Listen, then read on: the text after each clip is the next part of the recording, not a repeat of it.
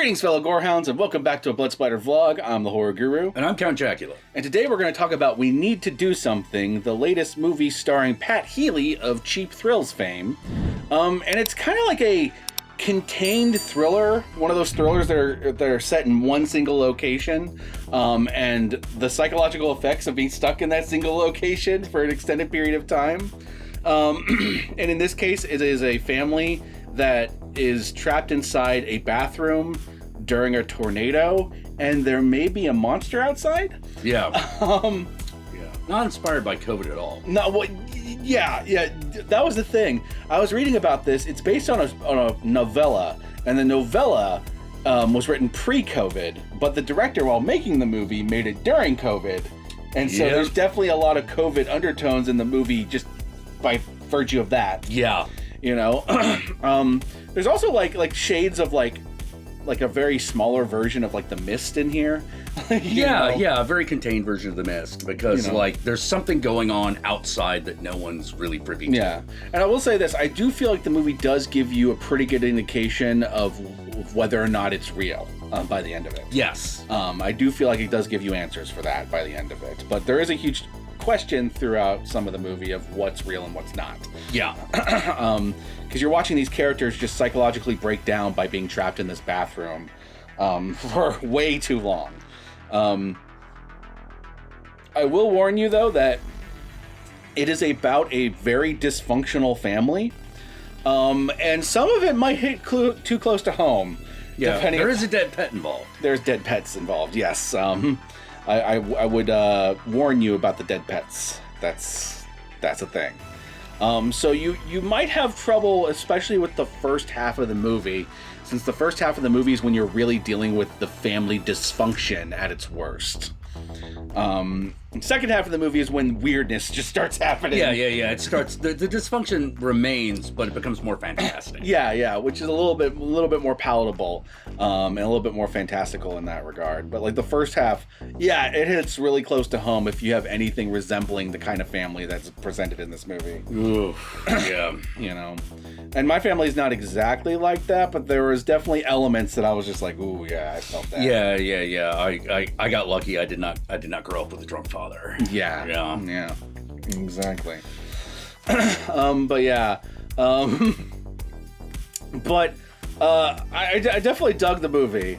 I wouldn't say it's as great as like The Mist. But I enjoyed it. No, it's a good solid flick. I enjoyed it. I also enjoyed that the movie definitely has a sense of humor about it, but it's not apparent at first. As the movie goes on, the sense of humor becomes more and more apparent, and it really does feel like the filmmakers judging the family. Oh, yeah. For being such shitheels. Oh, yeah. Yeah, like no one... The thing that's interesting is that no one in this family is particularly likable. No. You know, they're like the closest to likable is the son. Brother, but he's irritating. Yeah. You know, he's a little irritating, in that way that, like, young brothers often are. Well, yeah, I guess a little bit. I didn't really find him super irritating. But yeah. Yeah. But it wasn't like... But it's oh, God, this movie's really hard to describe. Oh, yeah, we'll get to the spoilers. We'll get into more details, because it is hard to describe without going into spoilers, because, like, once you get past the first 20 minutes, it's all spoilers, you know? But yeah, it is hard to describe. Pat Healy's great in this. Oh God, yeah, him playing the alcoholic father who is kind of done with his wife and also clearly doesn't give a shit about his kids. Yeah. Oh man, he's really fucking good in that role, like almost too good. Oh, like, yeah. You're just like, oh shit. You're just like, oh, dude. Let's put it this way. Yeah, he's playing a kind of character that you absolutely believe would just kill one of his kids. Oh God, yeah. It is thoroughly entertaining to watch him lose his mind, though. Yes. It's almost like Schadenfreude watching him lose his mind. Because he's such a piece of shit. Yeah, well, that's what Pat Healy's really good at, losing his mind on camera, Absolutely. There's also like a lesbian daughter, a lesbian witch daughter, actually. Yep. And like you get some flashbacks of things that led up to the tornado night that are very interesting. It kind of reminds me of how Reservoir Dogs gives you flashbacks. Yeah, it gives you flashbacks to the robbery. Exactly. Yeah. I don't know what's happening. I'm losing my voice like crazy. I think it's probably my allergies. But anyway, yeah, it's a rough watch, but if you sit through it, it gets more and more entertaining, and by the end of it, you do feel like you're rewarded. At least I did. Yes. You know, but I will say that it is a movie that implies more than it actually shows when it comes to what's going on outside of the... Yeah, you're never going to actually see the monster. No. You know? It's complete implication. But that being said, it's really well done the way they imply it all. Like, it's super effective. Yeah, this is a movie that works entirely based off of the ability of its actors. Yes. It's kind of like a stage play in that way. Yeah. You know, like you believe it because of the actors performing it. Yeah. And they all do a great job with it. If they weren't all good, this movie would just completely fall apart. Yeah, absolutely. You know? But they are. They're all excellent. Which makes it work. Yeah. Absolutely. There was a hilarious sound cue halfway into the movie. Apparently, during the festival run, I was reading about this, they had a different song than the version we watched on, did we watch it on? Whatever. Whichever the fucking platform we watched it on. The version we watched had Putting on the Ritz. But apparently in the festival run, it was Never Gonna Give You Up. Yeah. Which both are hilarious, but I really want to see the Never Gonna Give You Up cut, because that was really fucking funny. Yeah. And it's funny because it does feel like at that point the movie is trolling you, so having Never Give You Up would have been like the perfect... Oh, yeah, absolutely. You know. Yeah, this is one of those weird cases where the copy we got had a different sound than the copy a lot of other people got, and I'm like, oh shit, I gotta figure out. Because when we were looking up like the other reviews, they were all talking about feeling rickrolled because Rick Astley, his song shows up. Yeah, and I was like, did like that's no, they played Putting on the Ritz, and then we double checked, and it turns out during the festival run, they had a different song there. There you go. So I definitely recommend this movie, but with all the caveats and warnings I gave you earlier. It is currently available on various streaming platforms, mainly to rent. I don't think there's any platform that has it just for free right now. Though, given the way everything's going, I'm sure it'll show up on one of them eventually.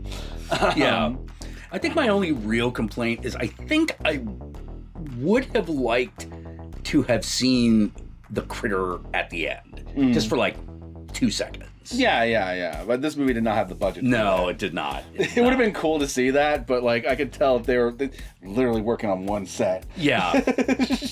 Yeah. It's really good. It's just that would have been just absolutely fucking perfect. Yeah. You know? Absolutely. Yeah, I get that. So with that said, let's move on to the spoilers.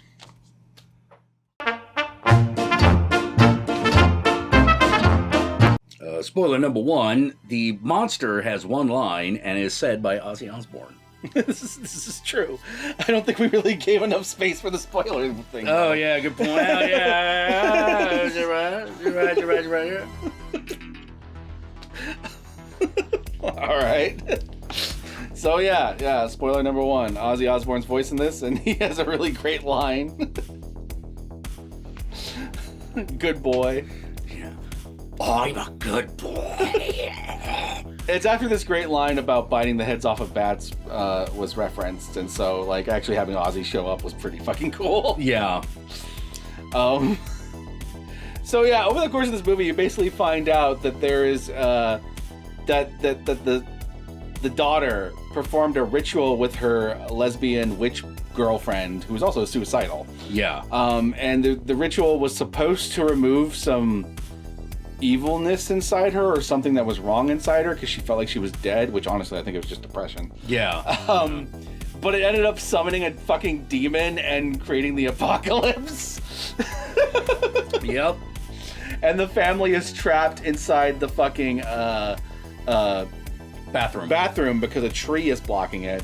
but there's a monster outside that's like eating people. Like there's a point in which they hear someone who's like looking for survivors, and they end up getting in a gunfight with the monster, and you hear it off screen. Also, a lot of snakes. A rattlesnake attacks them. There are a few snakes in this movie. There's a lot of death. Fucking the son getting bit by the snake and dying was fucking. Oh man, that was brutal. It's one of those when you kill the kid, you know you mean business. Yeah, well, like you could also see the metaphor at work there. Yeah. You know, the kid's being killed while the parents are fighting. You know, like all that jazz. And the parents are fighting, so they're not paying attention to what's happening with the kids.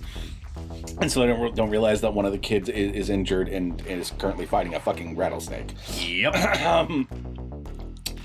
And also, like, just watching Pat Healy lose his mind and reach the point where he's willing to eat the son. Yeah. Jesus Christ. We're gonna have to eat him, you know? You're just like, what the fuck? Oh god, there's a point in which they rip off the tongue of the monster, and then they have to eat the tongue, but the tongue is still wiggling. Yeah, that was a moment that I had, which I was like, it's moving. Dude, it's like, we're gonna have to eat it. We have nothing else. And I'm like, it's still moving. Yeah. That's not normal. Like, I would have problems eating a creature's tongue in the best of times. Yeah. But, I mean, dude, it's pulsating, it's wiggling on its own. It's a great effect. It is. But I'm just like, dude, no. It's like, no, you might as well just starve to death. I'm pretty sure this stuff, if you eat this thing, you're gonna like grow a parasitic twin or something. Yeah. You know, like there's no way this doesn't make it worse. Something's gonna happen to you. Your body's gonna dysmorph in some fucked up way. Yeah, I can see that. They do eat it though. Yeah, they do eat it though. It doesn't seem to cause much other than hallucinogenic nightmares, it appears. Yeah. There's one really fucked up one where it's like her girlfriend and like blood. Oh yeah, the blood coming out of her vein that she's on her slash wrist is like attacking her. Yeah. It was like the marionette from Dream Warriors. Yes. Yes. Where the veins are like the actual thing that's wrapping around her. That was really fucked up and body horror-y. That was a cool effect. I was not expecting an effect on that level in this movie. Yeah, me neither. Contained. Yeah, because it's a very small movie. I know that there are people who are going to be annoyed watching this movie because they're going to be sitting there going like, that's not how you deal with snakes, or that's not how you deal with this. This is what you do. But the point of the movie is that this is not a family that knows how to do any of that. Yeah. Yeah. And I know this is hard for people who do know what to do to understand, but most people don't. Yeah. Yeah, most people don't know how to grab a snake by the neck. Exactly. You know? Like, they don't know the right things to do. So these people react the way I would expect most average people to react, by doing the exact wrong things or something they thought in a movie. Yeah, exactly. Something they saw in a movie and thought worked. Like, oh, we're going to suck the venom out of this. And I'm just like, I'm not sure it actually works that way. Well, it helps. Yeah. It helps, but it only buys you time. Yeah. You know, you need a doctor, and especially if it's like a kid's really going to need it. Yep. Because, like, you know, the LD50 on that is just nasty. There's a point when Pat Healy gets bitten by the snake, and then he bites the snake's head off. Bites the head off the snake, Ozzy style. It's a great fucking moment. It's fucking fucked up. The thing is, this movie's actually really simple when you get right down to it.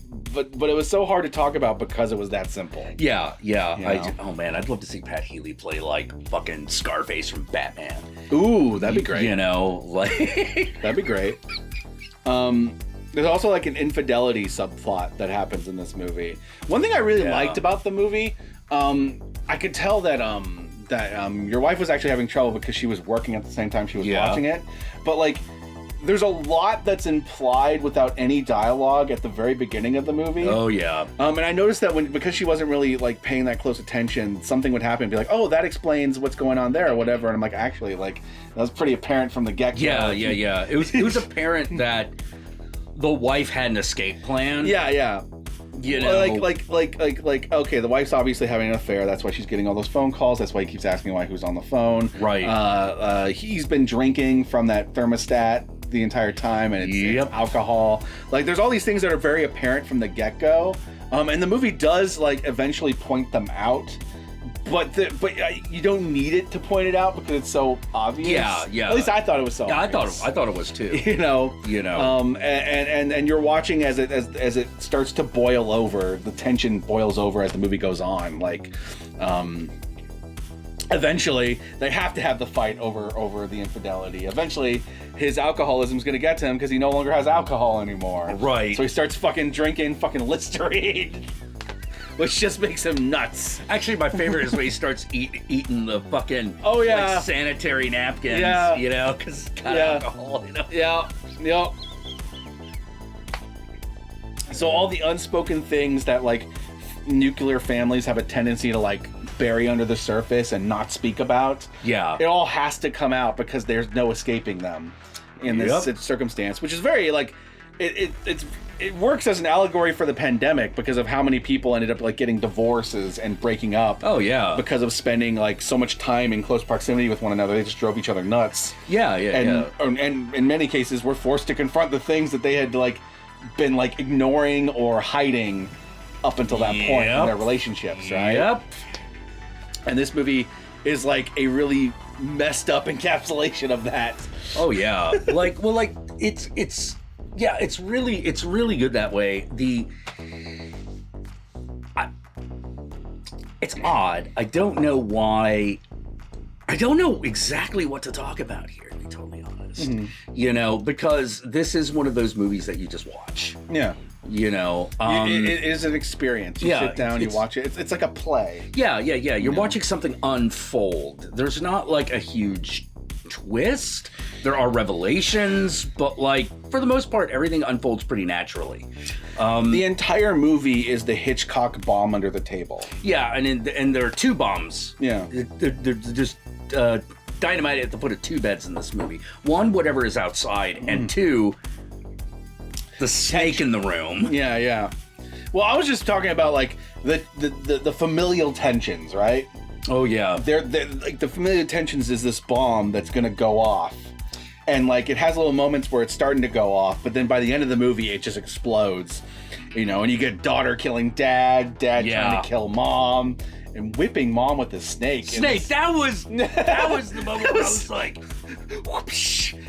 And I'm sitting there going like, she's just kind of taking it. God damn, mom. Yeah. Like for a second there, I thought this was gonna turn into some kinky shit for a minute. Yeah. It's like that's all she needed this whole time. Maybe that would have helped. I don't know, but you know.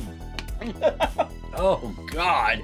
Well, it's also just fun watching. Like I said, like we said before, it's just fun watching Pat Healy lose his fucking mind. Yeah. You know, like he's not the main character, but he's really the centerpiece. One thing I really appreciated is that even though Pat Healy is a piece of shit, like just irredeemably so in this movie, you do kind of understand why he's annoyed with his wife a little bit though, because like her need to try to make everything nice gets really irritating after a while. Yeah, and it's also what got them in the situation in the first place. Like this desire to like sugarcoat everything and not face the reality of the situation is really frustrating. Yeah, you know, even though that's just her way of trying to keep it together. You're just kind of sitting there going like, no, like, is it really benefiting anyone to lie right now? Yeah, because like that's how they end up in the bathroom for no good reason. You know, because the mom becomes convinced that like, oh no, we need to barricade ourselves into the bathroom. It's like, why? Well, it was the most sturdy room in the house, apparently, so... Yeah. I mean, something to be said about that. Yeah. Unfortunately, that ended up being their tomb, because there's not many ways to get out. Yeah, especially after the tree, like, falls in front of the... front of the fucking And they door. had one of those, like big oak doors that, like, it's not like one of those doors that you could just break through. Right. It was, like, thick. Yeah, it's one of those doors that I'm like, why is that on a bathroom? Put that on the outside. Put that on the outside door. Inside door shit. Yeah. You know? But, you know, whatever. You know? I mean, did you look at the rest of the bathroom? That was a pretty fancy fucking bathroom. Yeah, it's pretty fucking fancy, man. Like, it's like... Well, that was the other thing where it was, like, all, like, stone tile and fucking concrete. And you're like, well, no wonder that this thing survived whatever preliminary apocalypse is going on outside. But it also makes sense in that it's obvious they live in an area where tornadoes aren't normal. Yeah, Yeah. You know, because otherwise they would have like a cellar or something they would go and like hide That's in or true. something like that. Yeah. But they don't. I hadn't thought of that, but you're right. You know, and that was one of the clues that like something's not right outside, right? Yeah, because it doesn't look like tornado country. No. It looks like we're somewhere in New England, actually. Yeah. So yeah, I like we should do something. I always feel so weird whenever I hear the title of that thing. It's like, we should do something. What do you have in mind? Oh, wait, no, that's the title. And the funny thing is, that's the thing that's happening throughout most of the movie. We should do something. Well, what should we do? I don't know. Yeah, nobody has a clue as to what to fucking do. There was definitely a point where I was like, you know, were it me, and I know it's not, and because this is a movie, I'd be trying to dig myself out through the ceiling at this point. Yeah. Well, I guess the question is whether or not the ceiling was just as thick as everything else in that. Yeah, exactly. But, you know, eventually they do make an opening. They do. Yeah. They do. I love that scene where the mom comes back and she's covered in the blood and she's obviously seen some shit. Yeah. Because it makes it very clear that, yeah, the demons and everything outside are real. Yeah, whatever's going out is outside is bad. Yeah. It's super fucking bad. And then it ends on that the monster, you don't see it, but the monster breaks in. Yeah. That was one thing I do appreciate, which is, yeah, no, the shit outside is real. Yeah. Like, shit outside is real. Whether or not anything that the movie has been about has anything to do with it, very up in the air. Yeah. Because you're like, well, we think magic is real by the end of this, but we're not entirely sure. Yeah. Like, as far as we know, it could be like zombie apocalypse out there. Yep. You know, or like maybe Godzilla's attacking or something. You know, like probably not, but like we don't know. It could be. Yeah. Like, who knows? Yeah, maybe it's like a tornado kaiju just fucking landed in the middle of this town. Maybe it's another Cloverfield fucking sequel. Yeah. And they're in 10 Cloverfield Lane. Yeah, oh, dude. Like, that would have been the greatest troll of all time. Like, pull out of the house and just see 10 Cloverfield Lane again. Just been like, oh my fucking God. You know, like, I think that should be a running gag, which is, and it's also a Cloverfield sequel. You know?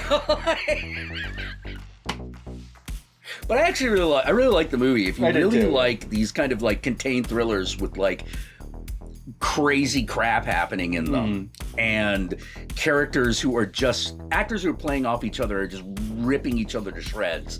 This movie's really good. It's up there. Absolutely. You know, if that's not your cup of tea, I get it. You know, like, fair, I get it. You know. You know, if you need a little bit more, like less implication, more direct thing happening, then fair. You know, like I said, I would have preferred to have seen the monster for like 2 seconds. You know, makes sense. Just right at the end, because, like, because I loved it when they did that in After Midnight. Oh yeah. You know, when the you know, you're like, oh, the guy's just fucking going insane and blah blah blah. No, it turns out there actually is a monster. I mean, that'd be dope. Yeah. I'd be down with that. I mean, so down with that. I'd been like, movie of the year. So, I don't know what else to say, so where can they find you, Count Jackula? Oh, you can find me on Twitter at CountingJack. You can find me also on twitch.tv/Count_Jackula, where I stream twice a week at Thursdays and Sundays, 6 p.m. Pacific Standard Time. And you can also catch me there either on Tuesdays or Wednesdays, depending. My schedule's a little fucked up right now. So I want to be streaming regularly a third day, but right now what that third day is has to bounce around a bit. Yeah, fair. So follow me on Twitter and that'll keep you updated on that early part of the week. Yeah. And what about you? Y'all know me, I'm the Horror Guru. You can find me at the Horror Guru on Twitch, on Instagram, on Facebook, and Twitter. Just look up the Horror Guru or Blood Splattered Cinema, and I'll be there. Be sure to check out my Patreon page and Jack's Patreon page, and remember, if you decide to go the Patreon route, even $1 a month can go a long way. Be sure to like, comment, and subscribe, and don't forget to ring that notification bell so that you're notified of my videos immediately upon their upload. And if you made it this far into the vlog, then I want you to comment below with #goodboy. #goodboy. work it into your comment below so that I know you watched this vlog all the way through. And with that said, even though I'm exhausted and I'm losing my voice, I'm going to try to record one more vlog before this day is over. And I'll see you when that one's out. I'm a good boy. Dude, that was hilarious. It was.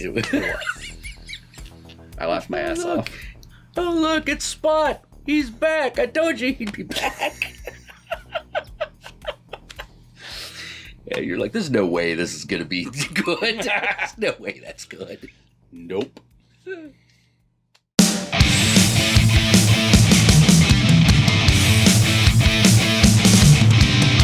up a chair,